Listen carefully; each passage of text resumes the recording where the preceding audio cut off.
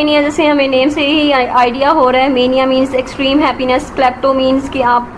Stealing करके जो है वो उससे आपको हैप्पीनेस मिल रही है। सो ये एक मेंटल डिसऑर्डर है जिसमें एक इंसान जो है उसको अनकंट्रोलेबल अर्ज होती है कि वो चीज़ों को स्टील करे, चुराए, हालांकि उन चीज़ों की उन्हें बिल्कुल भी ज़रूरत नहीं होती या फिर बहुत लिटिल वैल्यू होती है उनके लिए। लेकिन क्या होता है, उससे उनको सेटिस्फेक्शन मिल रही होती है, एक रिलीफ मिल रहा होता है, जो एंग्जाइटी उन्हें हो रही थी उससे उन्हें छुटकारा मिल जाता है। अब वो जो है वो सेटिस्फेक्शन फील करते हैं, हैप्पीनेस फील करते हैं, और इनके पीछे कोई भी मॉनेटरी गेन नहीं होते या कोई ग्रीड वगैरह नहीं है, या फिर इवन उन्हें चीज़ों की ज़रूरत भी नहीं होती जो वो चुरा लेते हैं, या बहुत ही मामूली सी जो वैल्यू है उनकी उसके लिए उसको भी चोरी कर लेते हैं, छोटी सी छोटी चीज़ को भी चुरा लेते हैं। सो इनको एक कंपल्शन होती है, एक अर्ज होती है, और वो